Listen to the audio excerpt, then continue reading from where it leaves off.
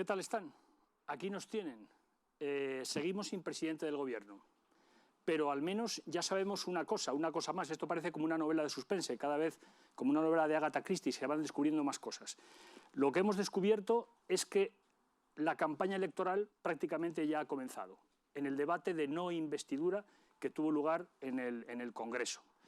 Parece que de los escenarios, de los 4 escenarios después de las elecciones, la posibilidad de un Frente Popular, un pacto a la alemana, PSOE, PP, Ciudadanos, el pacto PSOE-Ciudadanos o repetición de elecciones, parece que ahora mismo el escenario más probable es repetición de elecciones, salvo error u omisión, aunque hay algunos columnistas que hablan de la posibilidad de conseguir el pacto a la alemana, ¿no? Que eso sería una sorpresa, ¿no?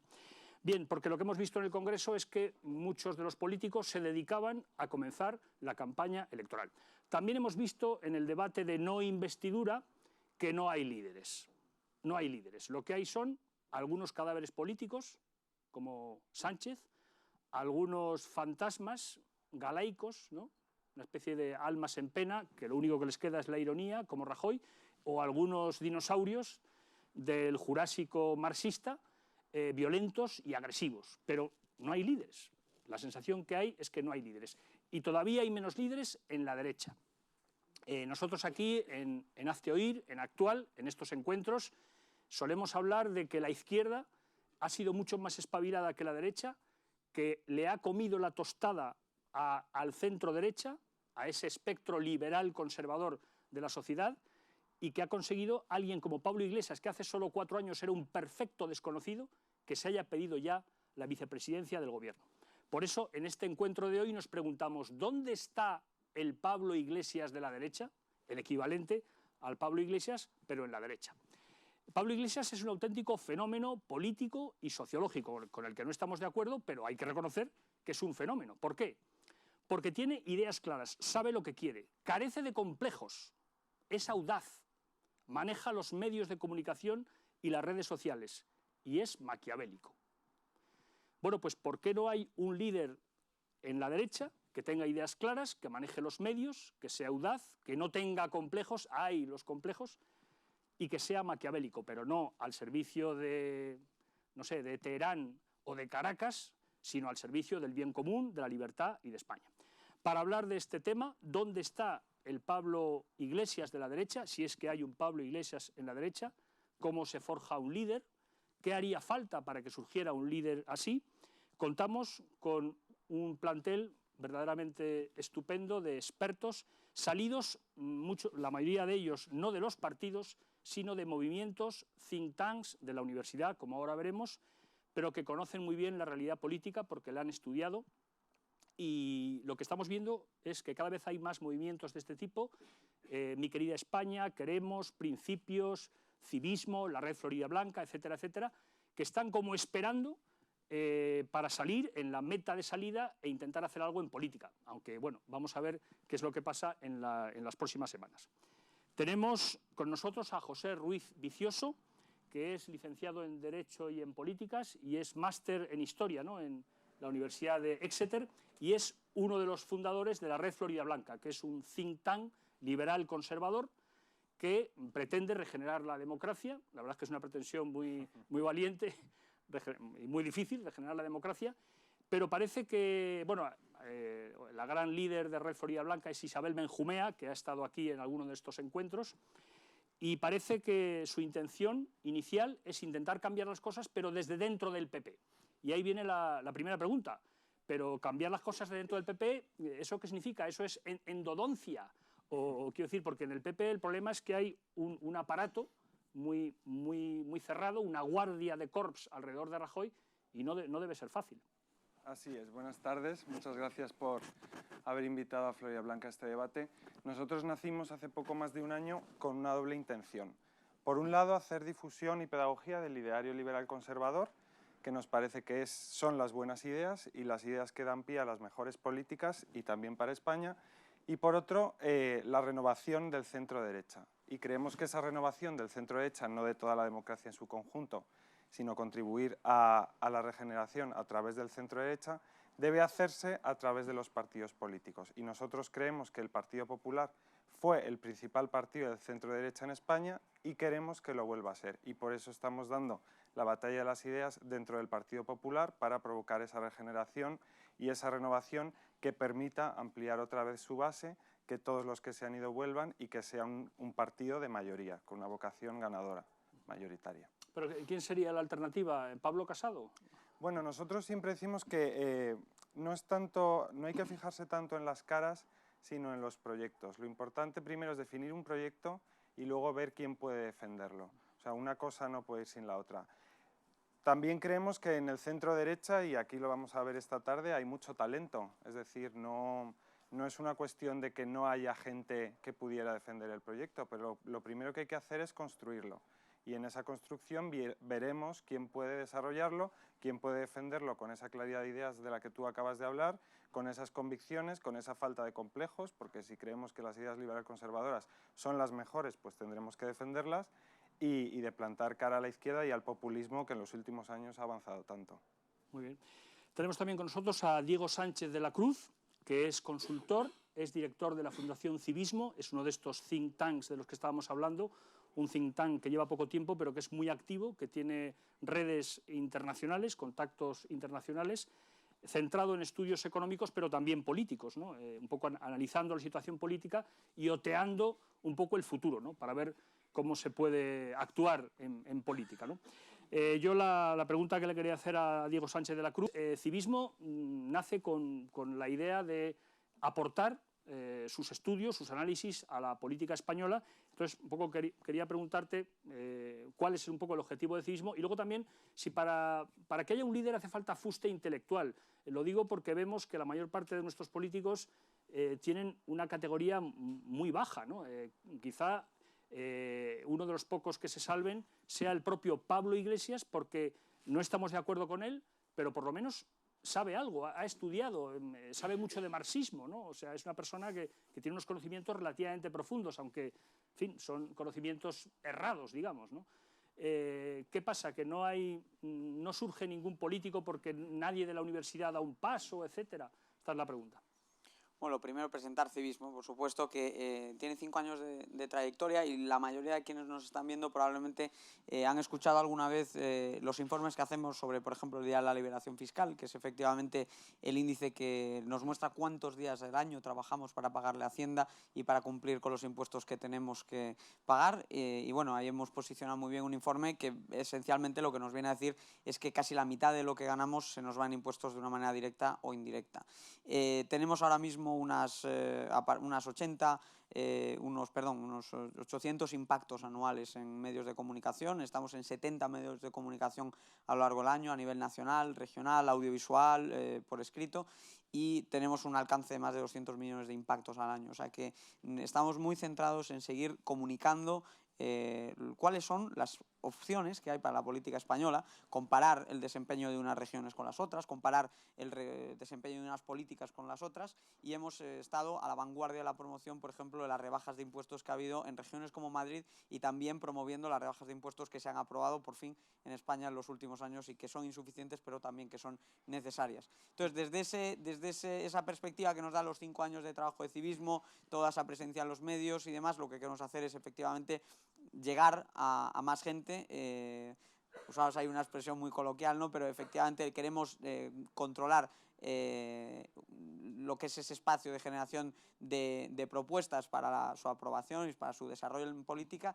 Y la verdad es que la pregunta efectivamente es ¿quién puede encauzar ese proyecto? Y lo que tendríamos que preguntarnos antes es si acaso ese proyecto que hay en torno a Pablo Iglesias no venía gestándose desde mucho antes y no tenía ya muchos años de trayectoria. Y así es, porque realmente la izquierda se ha ocupado mucho de controlar los medios, controlar la universidad, posicionar un mensaje, lo tiene muy claro, tiene las cosas muy claras y por lo tanto después de años caminando en esa dirección se genera el caldo de cultivo adecuado para que Pablo Iglesias, que podía haber sido otra persona cualquiera, recoja un sentimiento que ha ido creciendo entre la población española. Por lo tanto, ha habido un trabajo inteligente que viene de atrás, que viene de muchos años, de ocupar todo tipo de foros y por eso la importancia de vehículos como Civismo, porque tenemos que ser capaces de que esas ideas lleguen a más gente. Y una vez consigamos que esas ideas sigan llegando a más gente y que se vea que no es una teoría blanda o un discurso vacío que puede haber hecho el centro derecha a lo largo de los años, pues ahí ya empezaremos a ver cómo las ideas de la libertad cuajan más. Pero aquí lo importante es bajar al debate, enseñar cómo unas políticas funcionan mejor que otras, dar opciones y seguir promoviendo políticas que efectivamente se han ido cambiando y modificando como hemos hecho en civismo. Muy bien, muchas gracias, Diego. Tenemos también a Francisco Javier Hernández, doctor en Comunicación Pública, profesor de Pensamiento Político en el Centro Universitario Villanueva. Bueno, es quizá el único del ámbito de la universidad, el único analista. Y la pregunta es, esta pregunta la podía hacer a cualquier otro, pero es, ¿un líder nace o se hace? O sea, pues es una pregunta que dice, bueno, porque claro, dice, ¿de dónde salió Churchill? Churchill salió de un sistema educativo genial, que era el sistema educativo británico de finales del siglo XIX, claro. Con una formación así, pues salen grandes líderes. ¿De dónde ha salido Pablo Iglesias? De la Facultad de Políticas de la Complutense, claro. Quiero decir, es que al final el origen universitario, el origen de los sistemas educativos, entiendo que forja bastante a un líder, ¿no? Entonces, ¿un líder nace o se hace? Buenas tardes. La gran pregunta cuando trabajamos en el asunto del liderazgo, ¿no?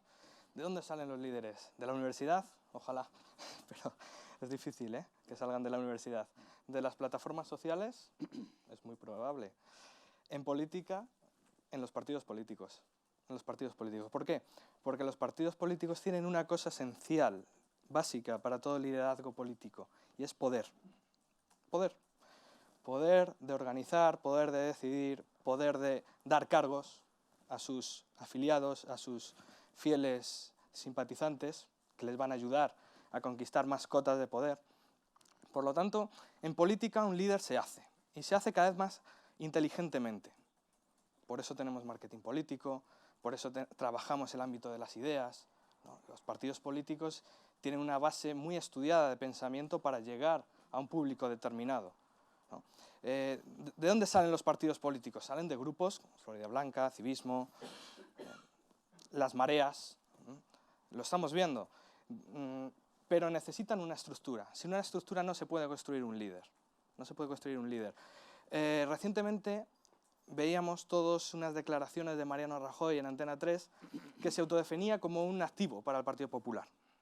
Un activo, yo soy un activo. Nos sonaba raro. Un activo, bueno, mira tu partido, ¿no? Es que un líder en política necesita una estructura. Necesitamos hablar de un liderazgo personal, no cabe duda, porque si no, no estarían todos pasando por escuelas de oratoria o escuelas de imagen pública, ¿no?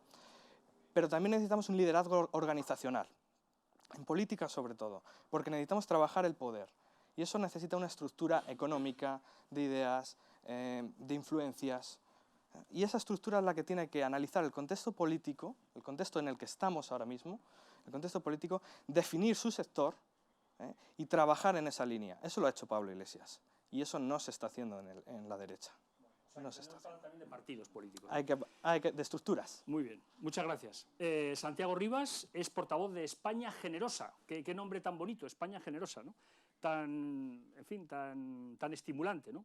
Que no es un partido político, es un movimiento que reivindica una serie de valores, los valores comunes a lo que ha hecho grande España, empezando por la generosidad, ¿no? España, que es diversa, pero a la vez todas las regiones, todas lo que ahora son las comunidades autónomas, han hecho su aportación para que España tenga un papel clave en la historia del devenir de Occidente, ¿no? España Generosa tiene un manifiesto en su página web donde habla de esa unidad de España, de la libertad de España, de la solidaridad y además en un tono muy positivo, lo cual es una rareza, ¿no? Porque en la política española parece que solo hay cruce de dagas, ¿no? O sea, no es nada positivo, ¿no? Bien, Santiago Rivas, le quería preguntar, precisamente conectando con la generosidad, la sensación que da es que no sé si hay algún líder generoso en el Parlamento español, en el Congreso, más bien lo que se ve es un cruce de egoísmos, de ambiciones personales, ¿no? Sí, efectivamente. Buenas tardes y muchas gracias por invitarme.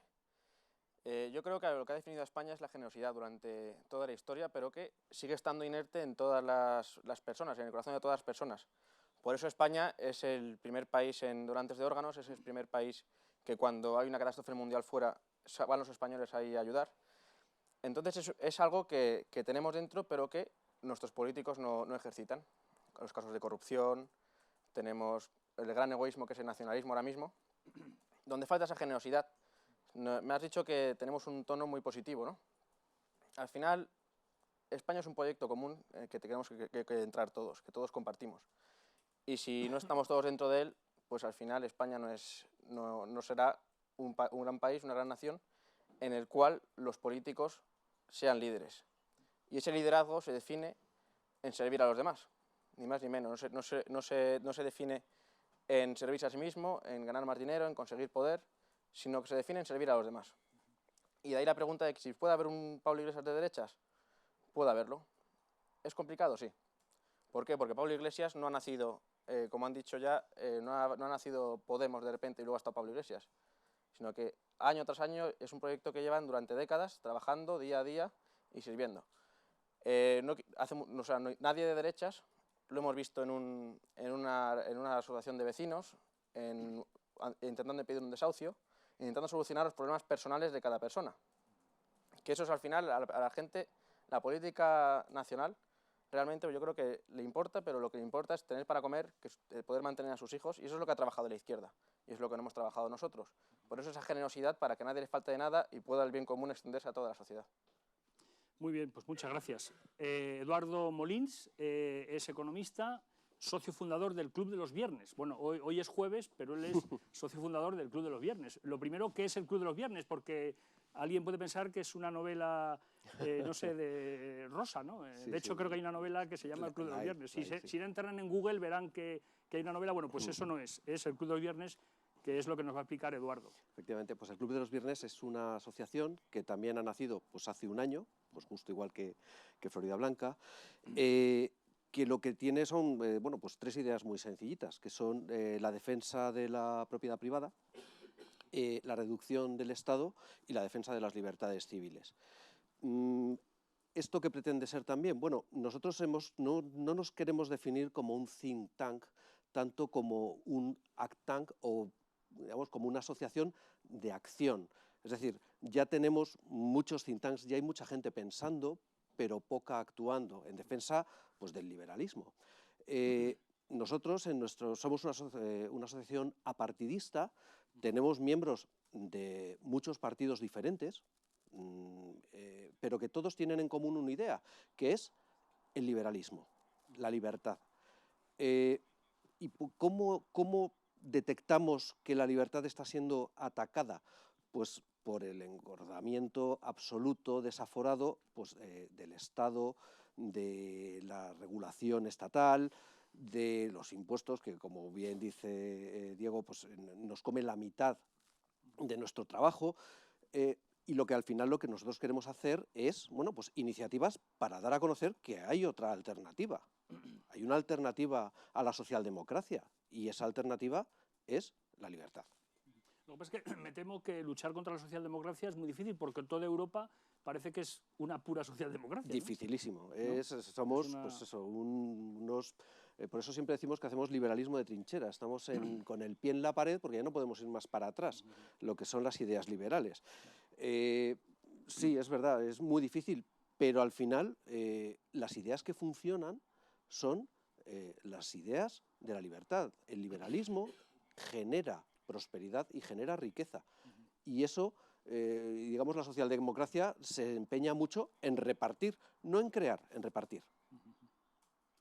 Muy bien, pues muchísimas gracias. Y por fin, Fernando Díaz Villanueva, que es historiador, que es ensayista, es también tertuliano. Es excompañero tuyo. Es compañero mío, tertuliano, polémico y polemista, ¿no? O polemista y polémico. Bueno, también tiene unos orígenes liberales, el Instituto Juan de Mariana, ¿no? Sí, cierto. Fernando Villanueva puede ser muy útil en este encuentro por una razón, porque yo creo que de los aquí presentes es el único que se ha debatido en duelo, dialéctico, claro, en duelo, con el propio Pablo Iglesias, ¿no? O sea, que estamos bloqueando un Pablo Iglesias de la derecha, pero resulta que Fernando Díaz Villanueva se ha batido ante las cámaras de televisión con el Pablo Iglesias de la izquierda, el verdadero Pablo Iglesias, ¿no? Vamos a estudiar al enemigo. ¿Cómo es Pablo Iglesias? ¿En qué lugar se enamoró de ti? Perdón, eso es una canción. Quiero decir, ¿cómo es Pablo Iglesias? ¿Cuál es su secreto? ¿Tiene algún punto flaco? Pues no sé, es 1,70, delgadito, coleta. Viste así un poco como yo. peor incluso. Y por lo demás, pues es un tipo inteligente y es buen dialéctico, sabe exactamente, lleva muchos años en esto, toda la vida, es decir, que no ha tenido nunca un trabajo normal y corriente, siempre se dedicaba al politiqueo, a estas cosas, y un poco le ha puesto cara a la insatisfacción que tenía una parte de la sociedad española, y ha sabido capitalizarlo. A eso le sumas La Sexta durante 2 años dando el coñazo, en hora de máxima audiencia y buena financiación, como luego se ha descubierto, y el resultado pues lo tienes ahí. Bueno, pero él empezó en la tuerca de manera modesta, ¿no? No, él viene de mucho antes. Él ya estaba metido en las movidas esas de la antiglobalización de hará 15 años. De hecho, hay por ahí vídeos que se le ve jovencito, sin barba siquiera. Y estuvo siempre militando en la extrema izquierda. Lo único que la extrema izquierda en España en el año 2000 no se comía un colín, eran 4 mataos. Esto fue cogiendo volumen y cogiendo tracción a partir del año 2007-2008. El zapaterismo les puso mucha gasolina. Y con la llegada de la crisis, los desahucios, el paro generalizado, sobre todo entre los jóvenes. Yo vengo muchos años diciendo que gran parte de nuestro problema es haber condenado a la juventud, por juventud entendida, a los 20 años, a un paro estructural o a trabajos de mierda, que les han creado una insatisfacción, no podían tener proyectos de vida propios, chicos de 21, de 22, de 25, de 27 años, como si los tuvimos los de mi generación. Yo salí de la universidad y encontré trabajo, y he podido formar una familia y demás. Los que vinieron después de mí no han podido. ¿Y esto qué les condenó? A estar todo el día metidos en el bar, y el que está todo el día metido en el bar se envenena. Le llega un tío con coleta, le dice que la culpa de su desgracia es de ese banquero, o de ese empresario, o del tipo ese que va vestido de traje, y se lo cree. Y sale a la calle, monta pollos y termina esto en lo que ha terminado, ¿no? En el Congreso de los Diputados. O sea, que ha sabido jugar también muy bien con la demagogia, ¿no? Ha sabido hacer una lectura adecuada de la sociedad española. Es que tan importante es... la demagogia no sirve de nada si no entiendes el momento en el que vives. Gonzalo Altozano, a quien ambos conocemos, siempre me dice que si Napoleón hubiera vivido hoy, hubiera sido tomado por loco. O si Francisco Franco hubiera vivido hoy, nunca no se hubiera comido un colín, porque la España del año 2016 es muy distinta a la del año 36. Es decir, se trata de encajar, que la persona y el momento histórico coincidan. Y en este caso han coincidido a la perfección. Bueno, a partir de ahora pueden ustedes cruzarse las opiniones con libertad y con... En el análisis social, sí. en el análisis del contexto. Ellos han sido muy listos, ellos han aprovechado una situación de crisis, ellos han aprovechado un paro estructural muy fuerte, ellos han aprovechado unos medios de comunicación, han aprovechado una estructura económica, una base de ideas muy fuerte que nace desde la universidad, que se gesta en la universidad, que lleva muchos años asentada en la universidad, Ciencias Políticas, Complutense, la Universidad Española en general. Las ideas son de izquierdas, y tienen mucha fuerza y se han sabido comunicar. Calan mucho más en contextos de crisis ideas de izquierdas que ideas liberales. Calan mucho más. Lo vimos en el 29 con Keynes, y ahora lo estamos viendo, y ahora nadie sale con ninguna idea liberal porque es que se lo comen vivo desde las ideas, desde la estructura. Bueno, y hay otra cosa, que es la moda. Es que, ¿La moda? A ver, la plástica de este movimiento es muy atractiva, sobre todo para la gente joven y para la gente no tan joven. Es un voto, el de Pablo Iglesias y el de Podemos, muy aspiracional. Te lo comentaba el otro día. Se les ve jóvenes, se les ve guapos, se les ve atractivos, echados para adelante. Parecen estrellas de rock, joder. Los ves en las fotos esas que se hacen tomar. Bueno, guapos. No diría yo tanto. Un poco zarrapastrosos, ¿no? Su votante potencial los percibe así. Es decir, más jóvenes, más guapos y mejor vestidos es la gente de Ciudadanos y no ha tenido el tirón que ha tenido Podemos.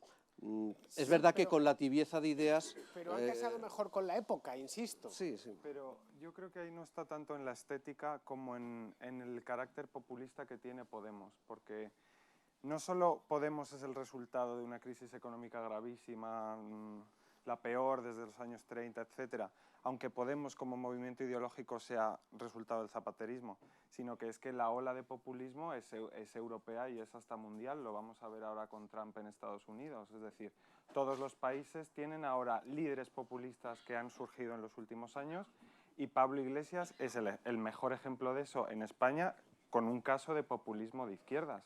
pero no es tanto la estética. Yo creo que la estética y el marketing político lo ha cuidado igual de bien o mejor Ciudadanos, y es verdad que no ha tenido ese calado entre la opinión pública. Si os fijáis, también hay que tener en cuenta que cuando la izquierda gobierna, empuja hasta el límite de lo que es tolerable por la sociedad española, y empuja y empuja y empuja y desplaza el tablero por completo. Y lo hemos visto con muchos debates, como por ejemplo el matrimonio homosexual, que era una cuestión en la que se podía estar a favor o en contra, pero cuando se planteó y se metió en la agenda, era una cuestión que generaba una total división en la sociedad española, y se empujó tan fuerte y se metió tanto en la agenda política, que al final ha habido un claro cambio de opinión de la sociedad española, que ahora es abrumadoramente favorable según recogen las encuestas. Entonces podemos estar a favor o en contra, podemos valorarlo de una manera o de otra, pero cada vez que la izquierda llega al poder, empuja su agenda, la lleva hasta sus últimas consecuencias y consigue transformar la sociedad, que es algo que los propios líderes del PSOE siempre se jactan de haber construido. Nosotros hemos hecho España, nosotros hemos transformado España, y efectivamente cuando tú revisas muchas cosas, la verdad es que ellos van avanzando su agenda. Por ejemplo, pensad en la televisión pública. En las televisiones públicas lo normal sería cerrarlas, privatizarlas, y que no haya este tipo de instrumentos de propaganda en manos de políticos. Ahora, yo planteo un debate. Cuando gobierna la izquierda, las televisiones públicas, que son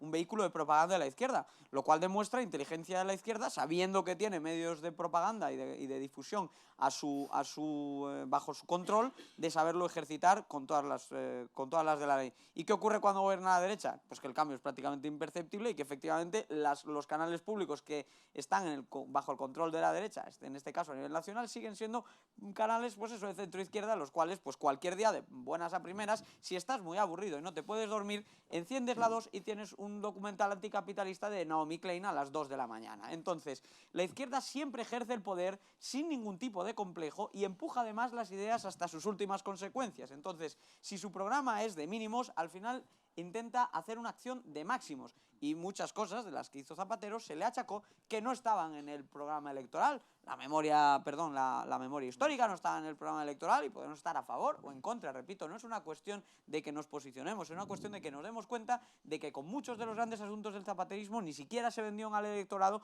pero en cuanto atraparon el poder y lo consiguieron, no dudaron en empujarlos hasta sus últimas consecuencias. Contrasto esto con una derecha que cuando ejerce el poder lo hace de una manera timorata, acomplejada, que no se atreve a aplicar sus políticas, que parte de esos complejos, y que efectivamente no es capaz de transformar a la sociedad porque no ejerce el liderazgo de una manera convencida y de una manera comprometida. Se trata de que de la misma forma en la que este ha sido el gobierno con mayor poder electoral a nivel nacional, regional, local, y cuando nos echamos a ver lo que ha pasado en los últimos años, vemos que, por ejemplo, en la primera mitad de la legislatura se subieron los impuestos más de 30 ocasiones.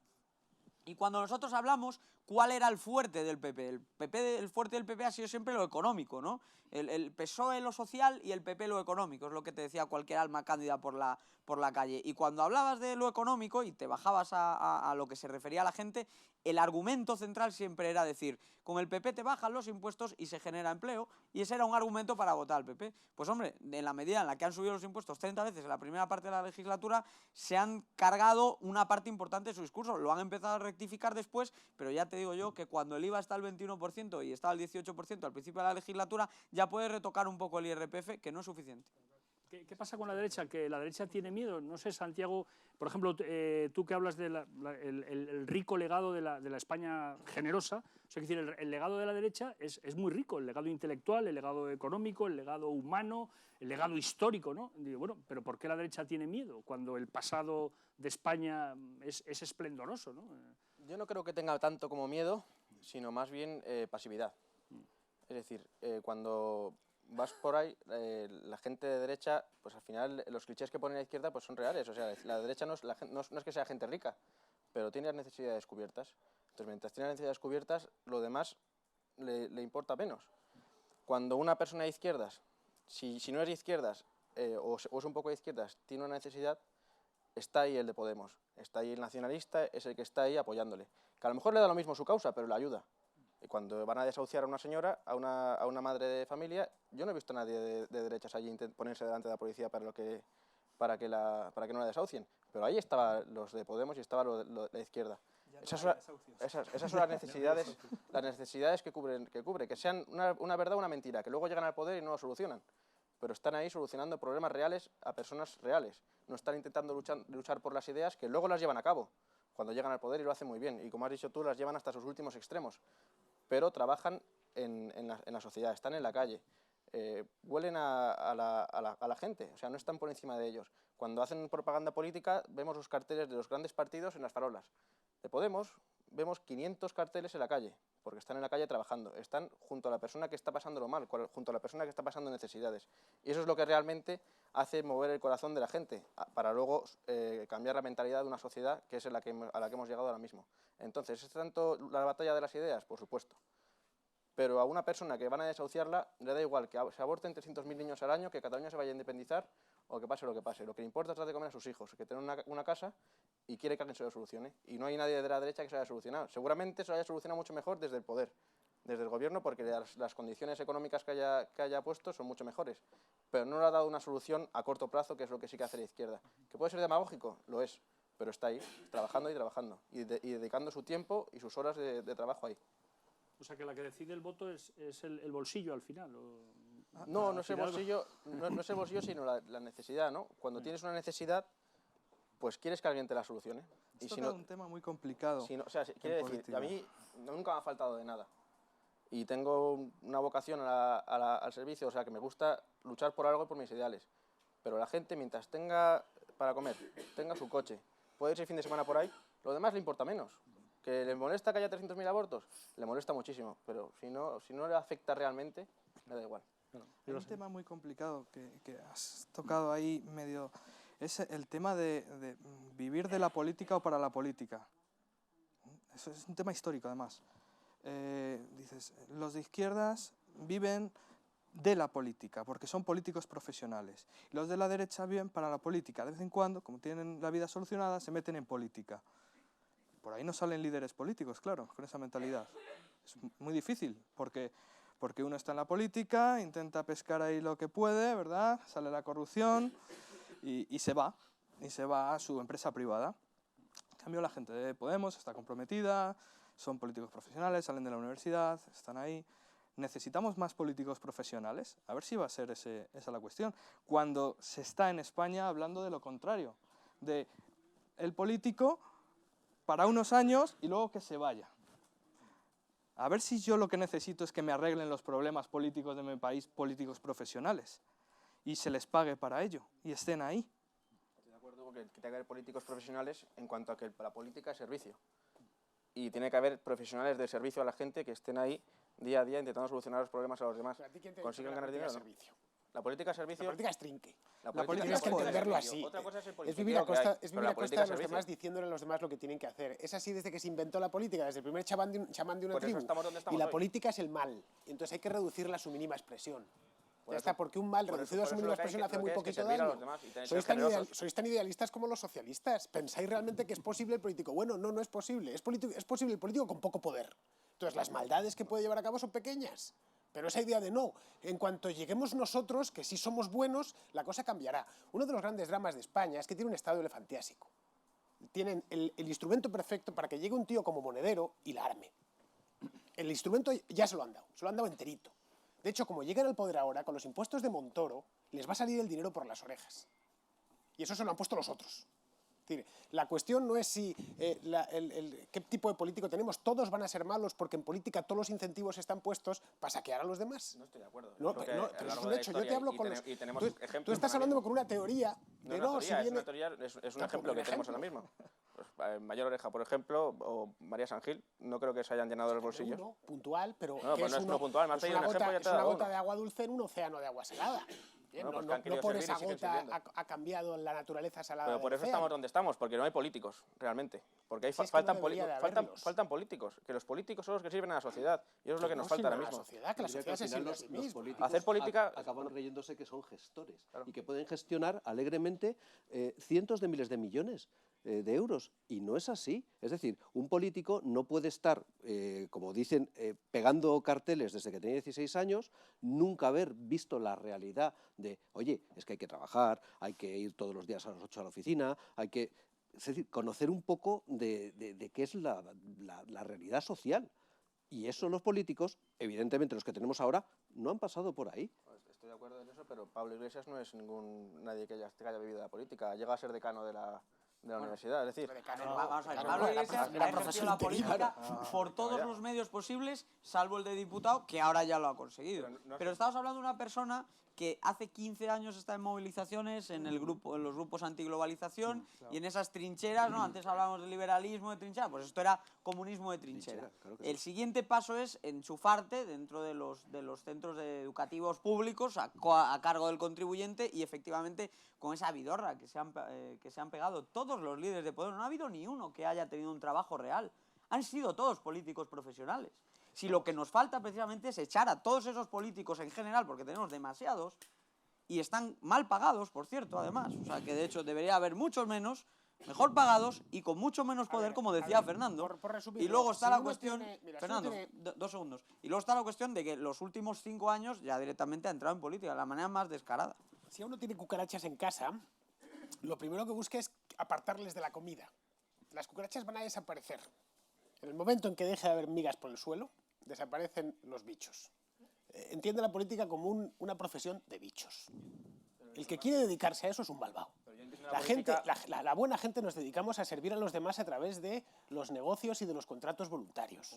¿vale? yo entiendo una política que es desde dar un bocadillo a un pobre hasta decir una Es ley que en el dar Congreso un de los bocadillo a un pobre es Diputados. caridad, política, y eso la servir. Iglesia lo hace Eso estupendamente. es servir, Lo lleva haciendo, hacer política es servir a los demás, y es desde dar un bocadillo a un pobre pero hasta eso no es decir... política. Eso no La es política. es el ejercicio del poder de Claro. manera coactiva, quitándote la mitad del dinero que ganas a lo largo del año en impuestos, Para forzándote decidir. a todo, decidiendo qué tienes que hacer con tu Con vida y coartando ideologías, nuestras libertades. Eso es la política, es lo contrario a la solidaridad. De hecho, es La política es por solidaridad, definición eso. Pues. solidaridad, me justicia parece- social y bien común, y lo demás no es Vamos política. por orden. A mí me Vamos por parece, orden. sinceramente, bastante peligroso que se caiga en este debate en la retórica de la antipolítica porque sí, total y absoluta. Evidentemente, en la política, como en cualquier otra profesión, porque lo que es una profesión como otra cualquiera, que exige una responsabilidad y, por tanto, una remuneración, hay gente buena y hay gente mala. Evidentemente, España es un país en el que ha habido más corrupción que en otros porque ha habido más incentivos para la corrupción, entre otros que los sueldos de los políticos son muy bajos.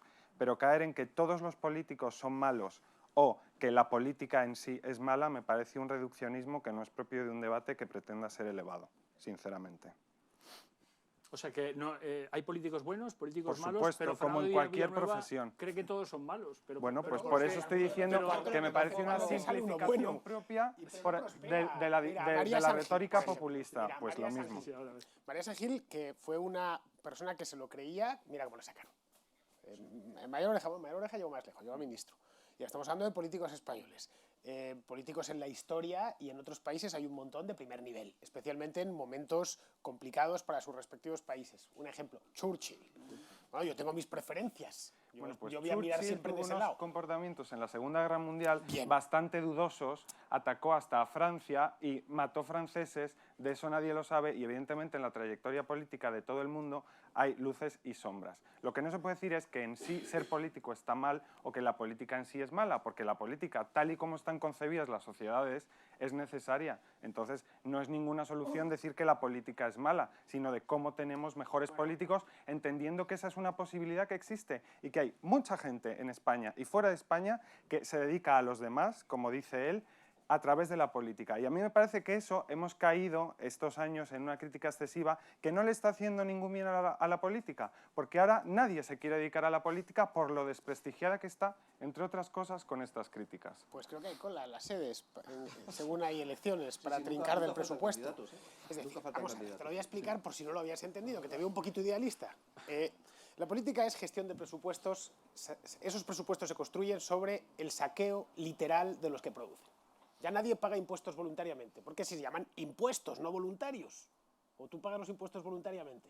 Te digo porque te ponemos una medalla aquí mismo, ya, ¿eh? No, pero Es decir, no hay nadie que pague los impuestos voluntariamente. ¿O no quieres carreteras? Yo las carreteras me las puedo pagar de otra manera, Sí. no necesariamente con Pues impuestos. No me vengas con explícamelo. las ¿Pero cómo carreteras te la vas a pagar? que pareces Pablo Iglesias. No, con no, el, no, si quieres no, te tal. pregunto, ¿no? ¿Sabes Te cuánto? pregunto, ¿Sabes ¿quieres- cuánto? quieres Escúchame. alumbrado público? ¿Sabes cuánto dinero? ¿Sabes? Te voy a dar los datos para que veas que no vengo aquí sin preparar. Y te los digo de memoria, ¿eh? ¿Sabes cuánto dinero recauda el Estado español cada año? Evidentemente, cada año recaudará una cosa porque los No, impuestos... más o menos, suben de y bajan. promedio. No, los No impuestos lo siempre sé. suben, nunca No. bajan. ¿Sabes? De No, a veces promedio. bajan. El Estado recauda unos 350.000 millones de euros al año. De ahí al medio billón lo pide fuera. ¿Sabes cuánto se va a gastar este año en carreteras, en todas infraestructuras, vías de tren, todo el gobierno español? No de conozco el 350.000, presupuesto. de medio billón, pues se va a gastar 7.000 millones. Realmente, con un IVA del 1%, creo que pagábamos todas las carreteras y las teníamos además bien asfaltadas. Así el que, IVA bueno, no es un impuesto. tontería, el IVA es un impuesto, sí, Vale, tontería gracias. desmontada. Vayamos a la práctica. El político es un tío que en principio no vale para otra cosa, no vale para poder prestar servicios a los demás. El político medio, quiero decir, no un santo que de vez en cuando viene, un tío equivocado, un idealista, no, el político medio, que dice yo no valgo para operar en el mercado de manera bien, es decir, ofrecer a los demás lo que los demás me piden, entonces me meto a esto. Digo que voy a vivir, voy a hacerlo por ti, y sin que te des cuenta, en una obra maestra de prestidigitación, voy a vivir a tu costa. No hay mayor fortuna, no se ha construido nunca, esto lo decía Nicolás Gómez Dávila, mayor fortuna que las que construyen los que dicen hablar en nombre de los pobres. Es así, los que dicen que te voy a parar el desahucio o te voy a dar un bocadillo. Hay que desconfiar automáticamente de esa gente, que no es gente, que es gentuza. Entonces, una vez ya colocados ahí, empiezan a gestionar presupuesto. No hay más. La política es gestión de presupuesto. Y esto se está viendo ahora en el Ayuntamiento de Madrid. No dicen, le vamos a quitar las ayudas a los de la Escuela de Toreo Marcial Lalanda, es para enchufárselas a la casa ocupada de no sé qué. Gestión de presupuesto. Quito a los tuyos y pongo a los míos. Y cuanto más crezca ese presupuesto, mejor. El problema es que ese presupuesto es limitado y sale de los bolsillos de la gente que produce. No hay más. Y sale de los bolsillos forzosamente. Porque aquí nos metemos todos mucho con las eléctricas, con los bancos, con el Corte Inglés. Pero mis interacciones con todas estas compañías son voluntarias. Con el Ministerio de Hacienda es obligatorio y si no me meten en la cárcel. Sí, no, si quieres otro ejemplo curioso para que veas cómo se desarrolla precisamente ese manejo de los presupuestos. Cuando estuve en política municipal, había un ejemplo muy sencillo que es... Estoy reduciendo política a gestión y no es lo mismo. La gestión es una cosa y la gestión se basa en un criterio y ese criterio es político. Es decir, tú destinas el dinero para una cosa y no para la otra en función de un criterio político, de unas ideas. O sea, tú gestionas y se lo das a la escuela de tauromaquia porque tienes unas ideas y no otras a favor de la ocupación. Eso es el criterio político y eso es lo que es importante. Evidentemente tú gestionas un presupuesto que procede de unos impuestos que han aprobado las Cortes, es decir, nuestros representantes, o esa es la idea clásica de la representación. Los parlamentos nacen para aprobar impuestos, lo mismo hacían las Cortes medievales en España, y evidentemente, puesto que vivimos en una sociedad, hay bienes comunes y hacen falta recursos que se recaudan de los que producen y que se destinan supuestamente al bien común, según los criterios de quienes gobiernen, unos u otros. Las carreteras son un ejemplo, pero hay mil más. Hay defensa, hay sanidad, hay educación y evidentemente... Es que el bien común no existe. Es que no hay nada parecido a eso. El bien común es lo eso que es una decide tontería. el gobierno que ha ganado las elecciones. No, pues es el bien del gobierno, no el bien común. Un ejemplo. El gobierno no representa a nadie, ¿no? Los gobiernos no representan a nadie, caen de Marte. No, lo representan a sus votantes. Bueno, pues a la mayoría. Y se encargan de gobernar para sus votantes. Claro, es que eso es la democracia. ¿El qué? Sí. Eso, el gobierno de la mayoría. No, Vamos por orden, Eduardo. Lo que quería decirte es que el ejemplo es muy sencillo. Es, mira, no era un caso de corrupción, pero en un ayuntamiento había una concejalía que tenía un presupuesto de 400.000 euros, ¿vale? Y era una concejalía que se dedicaba a ayuda a la empresa y a la industria, una concejalía de un ayuntamiento. Y dices, oye, al final dijo, hemos dado las ayudas a los nuevos emprendedores de este pueblo, etcétera, etcétera. ¿Cuánto eran esas ayudas? 40.000 euros. Dice, y los otros 400.000, bueno, pues gastos de gestión, etcétera, etcétera. Es decir, sí, es verdad, hace falta una serie de servicios públicos. Algunos hacen falta, evidentemente. Pero la tremenda ineficiencia sumada con el saqueo, directo o indirecto, pero saqueo, corrupción, etcétera, eso es lo que hace que el Estado se haya desmandado. O sea, elefantiásico... del tamaño del Estado. Es que nosotros es un siempre hablamos distinto. Sí, del pero tamaño del nosotros Estado, no que es lo que discutiendo genera ese repelús que nos da a los liberales. Yo voy a estar de acuerdo decir, contigo en que el Estado está sobredimensionado, sobre todo en las comunidades autónomas, no en el Estado central. En todos Pero sitios. eso es un debate distinto a decir que la política en sí, de por sí, que todos los políticos son malos, fuera, tal. Es la misma retórica populista, pero desde el otro lado. Perdona, no desde la lo que izquierda. decías de que se emplean los presupuestos en función de ideas políticas, sí, es verdad, pero nosotros lo que estamos defendiendo ahora mismo es que no hay que dar a uno para quitar a otro. Es que no había que darle a este uno primero tampoco, porque hay que ayudar a la escuela de tauromaquia.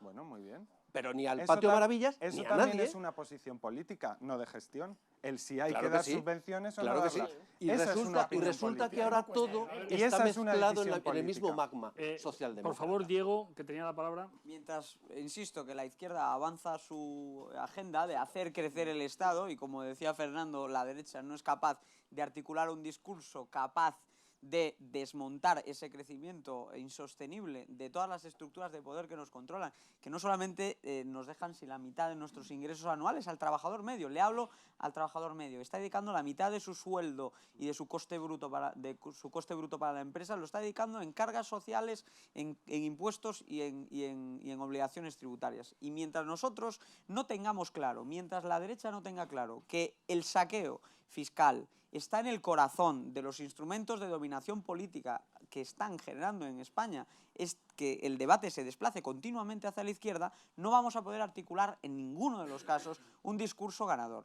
Porque lo que nos vamos a encontrar es que cuando gobierna la izquierda el Estado crece y crece, y cuando gobierna la derecha ni siquiera tiene la voluntad de verdad devolverle dinero a los ciudadanos, devolverle responsabilidad a los ciudadanos, devolverle poder a la sociedad y dejar de actuar de la forma en la que lo está haciendo. Entonces, ¿puede haber un Pablo Iglesias de derechas? ¿Puede haber un Podemos de derechas? No lo puede haber si no tenemos claro en primera instancia que aquí la batalla que estamos jugando es la de limitar el poder, porque la de aumentarlo ya lo está dando la izquierda. Y mientras no actuemos desde nuestra trinchera con claridad total y absoluta, pidiendo que desde el punto de vista fiscal, del control económico, de la regulación, del intervencionismo social, de todos los puntos de vista en los que el poder está reduciendo el papel de la sociedad civil, que es fundamental si queremos tener una sociedad abierta, entonces no tiene ningún sentido que pensemos en un líder o en una cara o en otra, porque no la vamos a tener si no somos capaces de conquistar ese relato que no estamos articulando. Yo veo que aquí parece que hay mayoría de liberales, y entonces, que está muy bien. Pero entonces, claro, dice, pero lo que estáis defendiendo no es un poco utópico. ¿Hay algún país en Europa donde el poder esté realmente limitado hasta ese extremo y donde la sociedad esté holgada y el poder no le apriete las hay graduaciones, nos veremos, pues ejemplos. Sí, Vamos a dar ejemplos. Mira, nosotros en Civismo publicamos, por ejemplo, un índice de libertad económica que se aplica a las comunidades autónomas. Y esto es dentro de España.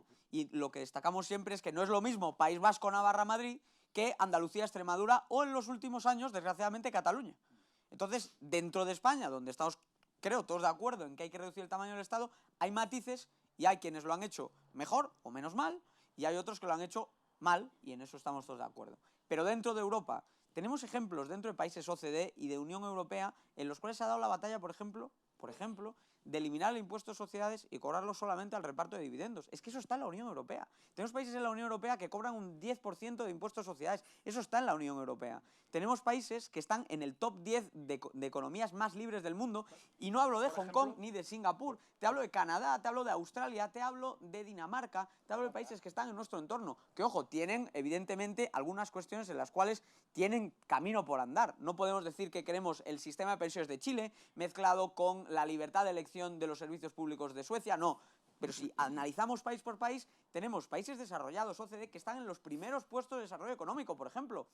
Se decía antes, no sé quién lo ha dicho, que ahora mismo está la corriente, creo que lo ha dicho Fernando, que la corriente está a favor de la izquierda, y es cierto, y se puede ver en Reino Unido, por ejemplo, cómo el Partido Laborista está ahora mismo con el líder más a la izquierda, probablemente del último siglo. Pero ojo, también quiero, y le doy la razón además a Fernando en eso, pero cuidado, que es que la derecha viene en Gran Bretaña de ganar con una mayoría histórica después de haber tenido el poder durante 4 años y haber aplicado unos recortes y unas medidas de liberalización y unos ajustes fiscales y un relato de devolución de poder a la sociedad civil, que es lo que tenemos que hacer en España, y ha ganado. Y ha salido reelegido. Y aquí en España, la buena legislatura de Aznar, todo el mundo dice que fue la primera y salió reelegido con mayoría absoluta. Si nos quitamos los complejos y empezamos a devolverle poder a la sociedad civil y empezamos a creer más en la libertad, entonces quizá con esas propuestas reales podemos aglutinar en torno a nosotros mayorías ganadoras y un proyecto de verdad que sea la casa común para liberales, conservadores, etcétera. Si no, vamos a seguir las mismas. Cuando ejerzamos el poder no lo sabremos ejercer porque partiremos de complejos, y cuando los ejerzan otros aumentará el Estado de la manera en la que estamos viendo en todos los campos, no solo el económico, también el social.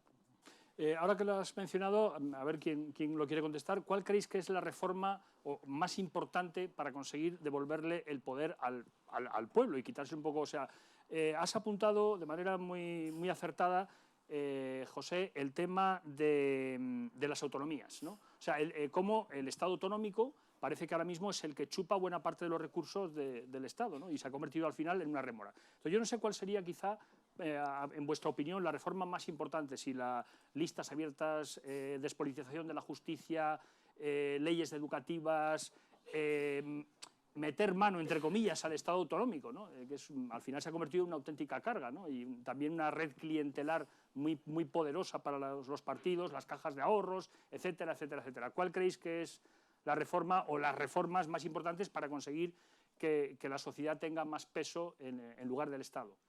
Pues para mí, sí. Sin duda alguna, sería recuperar la separación de poderes. Es decir, ahora mismo no hay una separación eficaz de poderes. El poder legislativo y el poder ejecutivo son la misma cosa. El poder judicial está infiltrado por el poder legislativo y ejecutivo. Al final es todo un puchero donde todo se mezcla y donde todo se hace. Y eso lo que impide es que, digamos, el bueno sea premiado y el malvado sea castigado. Ahora mismo no se está consiguiendo eso. Es decir, ¿por qué roba la gente? Bueno, porque va a quedar impune. Porque la justicia es lenta. ¿Y por qué la justicia es lenta? Bueno, hombre, es lenta con unos más que con otros. Porque me han dicho de arriba que esto se pare o se ralentice. Es decir, en cuanto se separaran los poderes del Estado, yo creo que eso tendría rápidamente una repercusión positiva en la libertad de la gente. Yo particularmente soy partidario de un régimen más presidencialista. Es decir, ahora tenemos este problema porque hemos votado una Cámara que a su vez indirectamente tiene que elegir un gobierno, etcétera. Eso de la voluntad popular, lo que quiere el pueblo, bueno, joder, está lleno de gente listísima que sabe lo que quiere la gente cuando mete una papeleta en una urna, es maravilloso. Pero yo creo que sería mucho más sencillo preguntarle a la gente, oiga, ¿usted quién quiere que sea el presidente del gobierno? ¿Juan o Pepe? Ah, pues mira, Juan. Y se vota. Dice, además necesitamos un cuerpo que legisle. ¿Le parece a usted bien? Sí, y entonces se puede votar por listas. Es decir, se pueden separar perfectamente los poderes y eso, por supuesto, ningún partido quiere hacerlo porque ahora viven comodísimamente con ello. Y desde luego la parte de la justicia también tiene que ser, habría que ir eliminando todos esos contactos, puertas giratorias entre la judicatura y el poder. Yo creo que ese es, para mí, el primer paso que habría que dar. La separación de poderes tiene un sentido.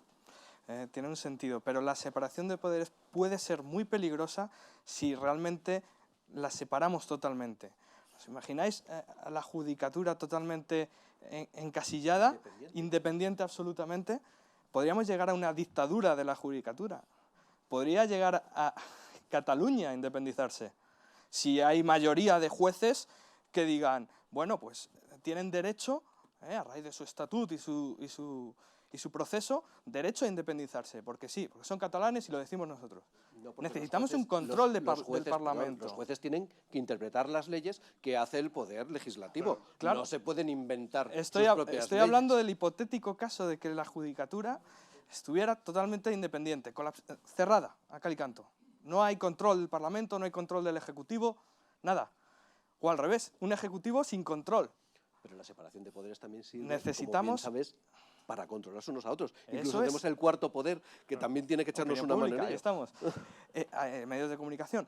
Ahí estamos. Pero necesitamos, yo creo que no hacer una separación fuerte de poderes, sino un control a la separación de poderes. Y en ese control es muy importante la descentralización. Como decíamos, las comunidades autónomas. Es posible que las comunidades autónomas necesiten una revisión para que pueda la maquinaria engrasarse de nuevo. Eso lo está haciendo, la izquierda lo está haciendo, lo está pensando. Lo está pensando. Y están consiguiendo votos por eso. ¿Por qué no desde la derecha tiene ese miedo? Quizá la unidad ya no sirve.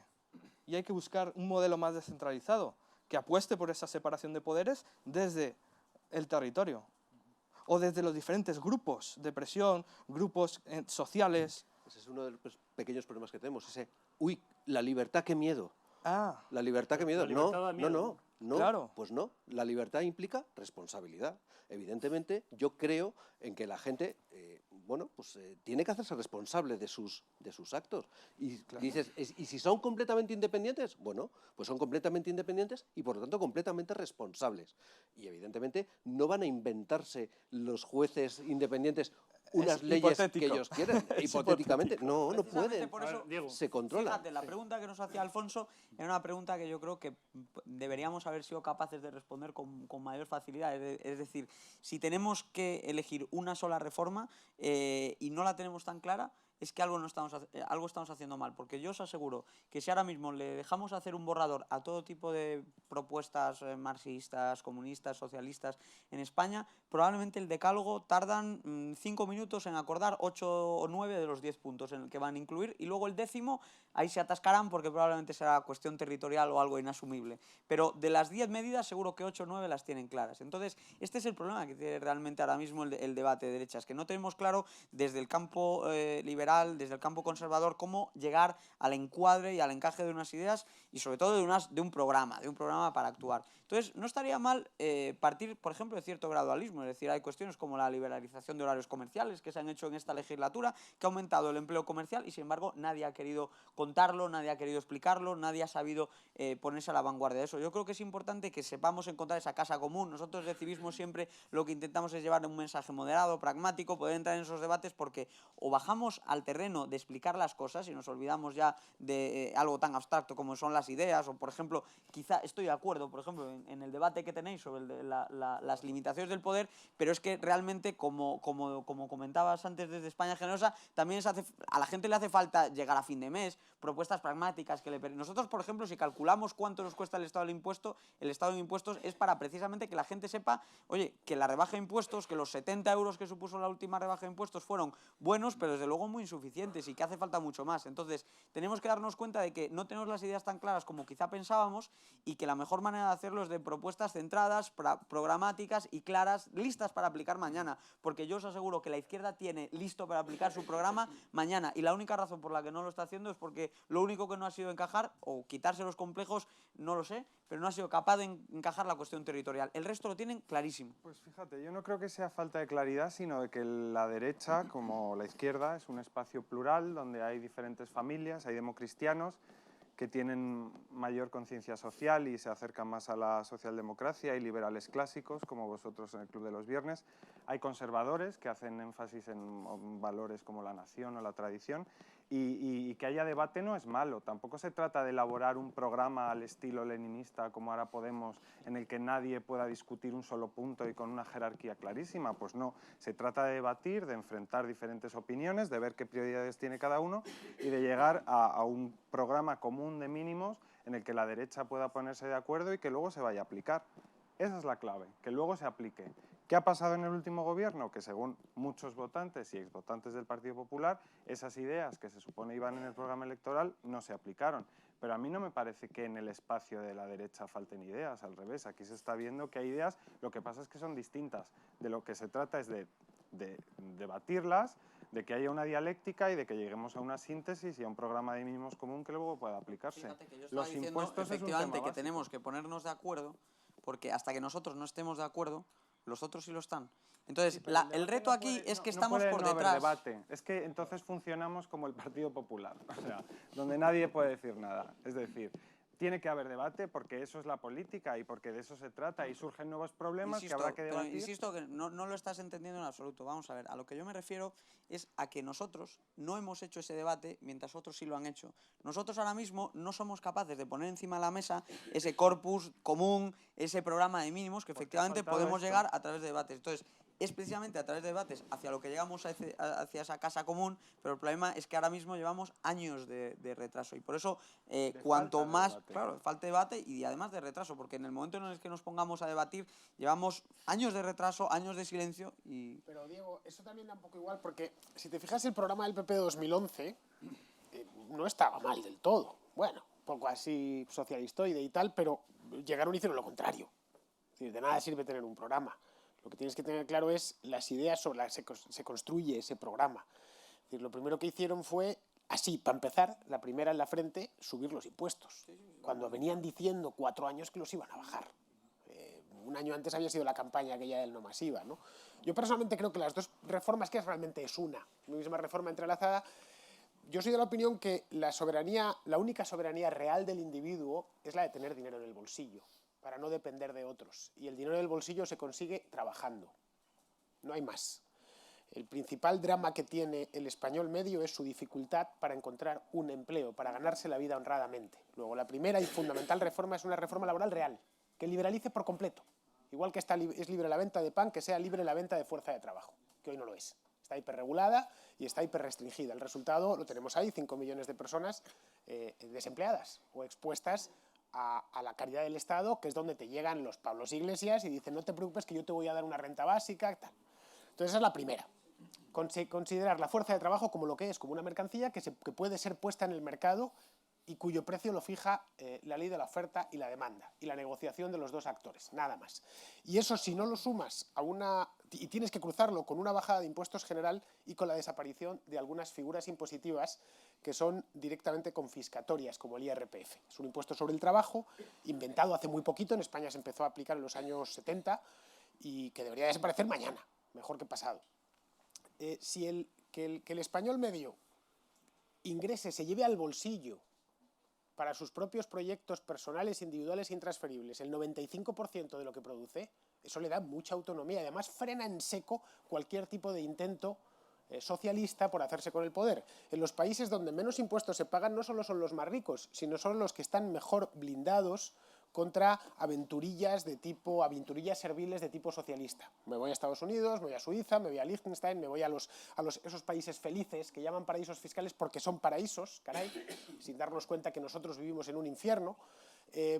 Allí los suizos no viven con el miedo de que les venga un Chávez.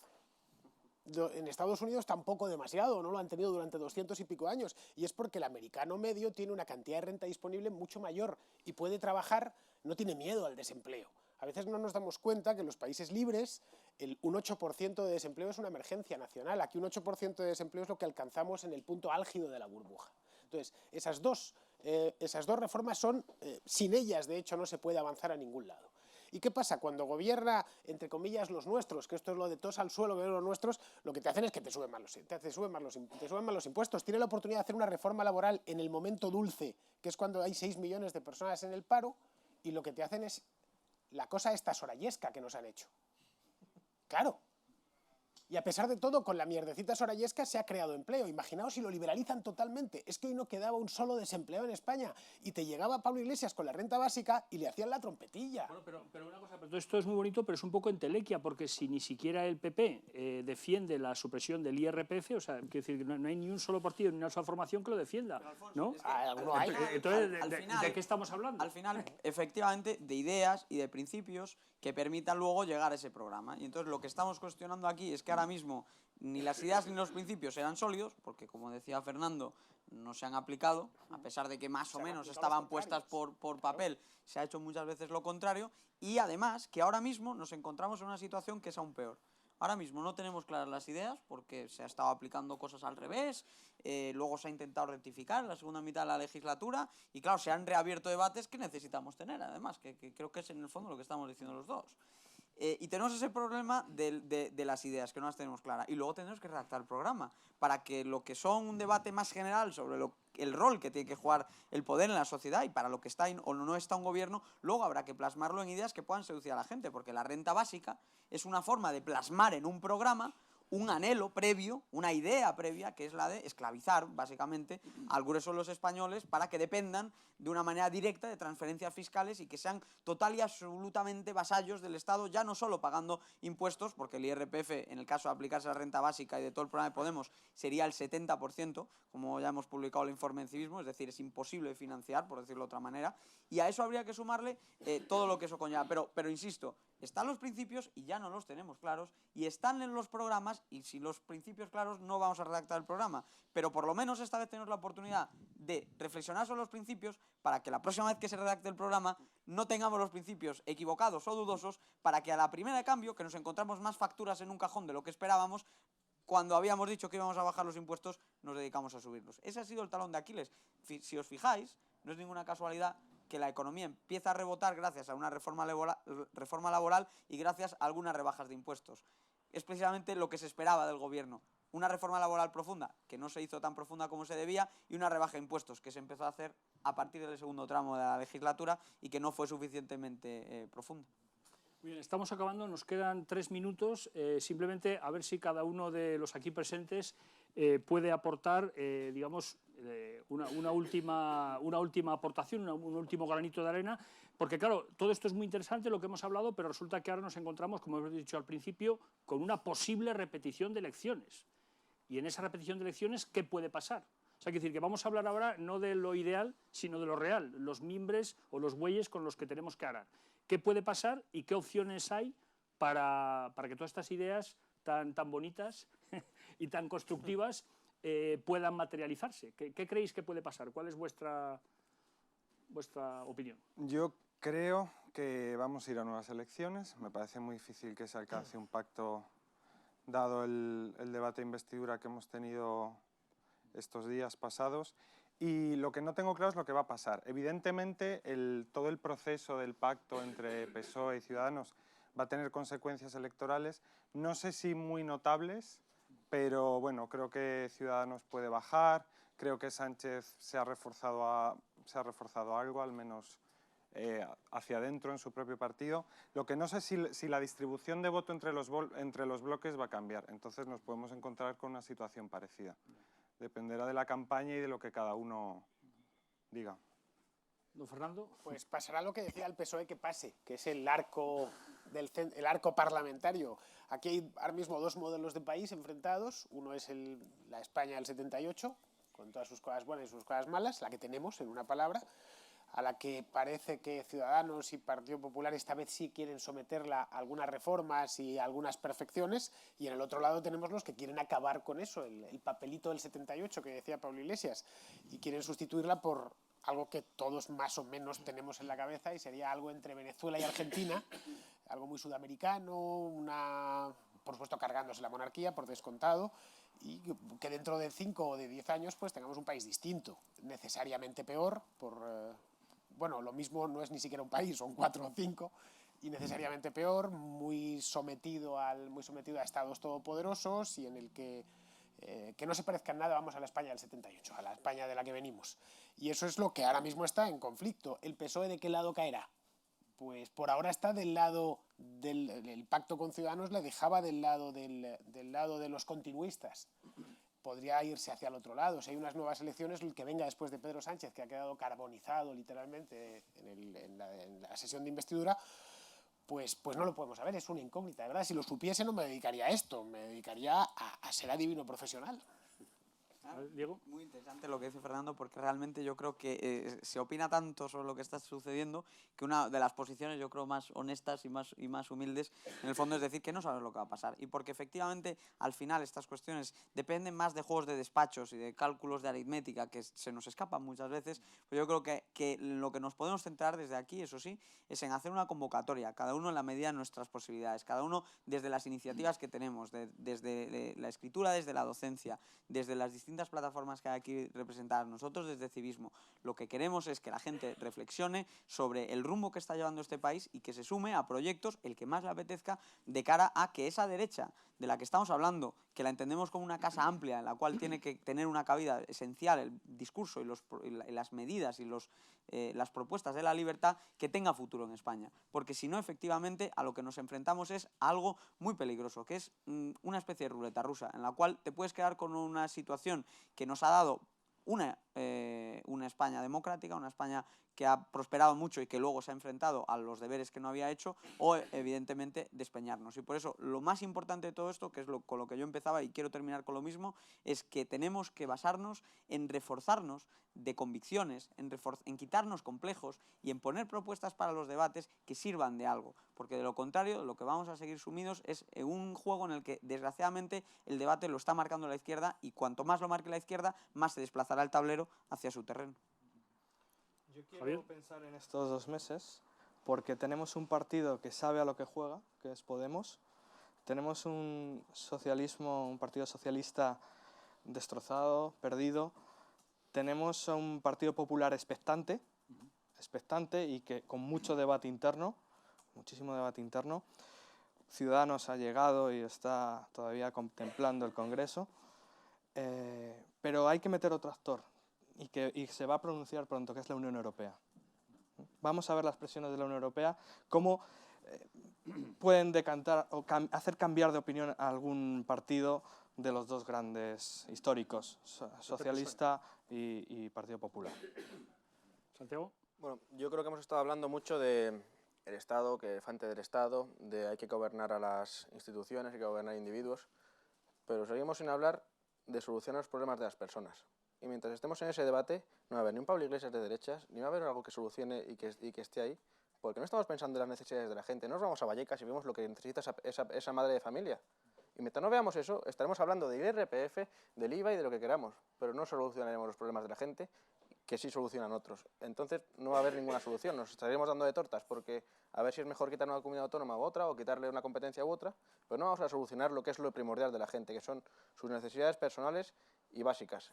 Y a partir de ahí luego viene la ideología y luego viene lo que tú quieras, pero lo primero es dar un servicio íntegro a la sociedad, y si no sabemos lo que necesita no podemos nunca ayudarla. Y en cuanto a las elecciones, pues no creo que, supongo que se repetirán, pero no creo que haya algo que solucione ahora mismo el mundo como lo tenemos, España, ni de aquí a 10 años, porque tenemos un problema que ha venido de una crisis moral que es muy difícil de solucionar.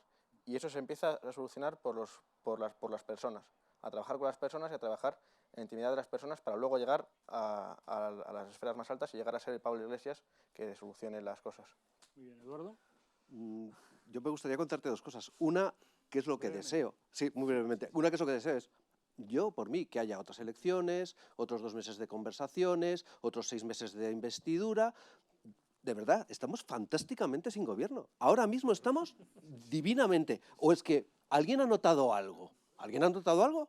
Yo no. Es más, he notado que hay más gente en la cárcel por corrupción, hay gente... Bueno, pero hay terroristas que han salido, ¿eh? Bueno, bien, vale, nada es perfecto, nada es perfecto. Sí, bueno, ella ha pagado lo suyo, bueno, pues ha salido. Sí. No nos gusta, bueno, sí. No nos gusta, no nos cae bien. Y después está lo que creo que va a pasar. Bueno, lo que creo no, lo que seguro va a pasar. Es decir, hay unas elecciones o no hay unas elecciones, vamos a tener unos partidos sencillamente buscando el poder para ellos y que al final a nosotros, a los ciudadanos, nos van a meter la mano en el bolsillo. ¿Por qué? Porque ahora mismo se han perdido todas las ideas, es decir, el PP, que era el último baluarte que había de ideas de libertad, de liberalismo, los expulsó. Los que quieran irse, los que sean liberales, que se vayan al Partido Liberal. Bueno, pues eso hicieron algunos, claro. Ahora mismo, cuando se vuelva a votar, van a salir, yo creo, unos resultados parecidos y creo que esto puede alargarse algo más en el tiempo. Al final, pues no sé quién gobernará. Y a la pregunta que me hacías al principio de, oye, ¿y dónde está el Pablo Iglesias de la derecha? Pues lo que hablábamos por teléfono, ¿no? Yo creo que ahora mismo el Pablo Iglesias de la derecha está en un nido, en algún hospital público, probablemente, y está ahí, ahora mismo está ahí. Es decir, esperadlo, pero para dentro de 20 o 30 años. Más bien 25 o 30. Ya no está, ya ha salido. Bueno, pues no le veo muy populista ni muy... nuestro hombre. Pues muchísimas gracias. La verdad es que las ideas que se han planteado me han parecido, creo que han sido muy constructivas, muy interesantes.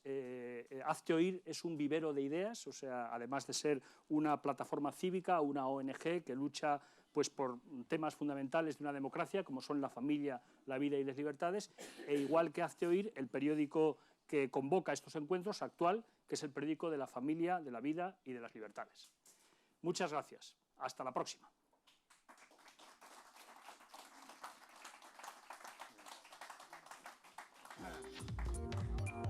¿Qué pasa, tío?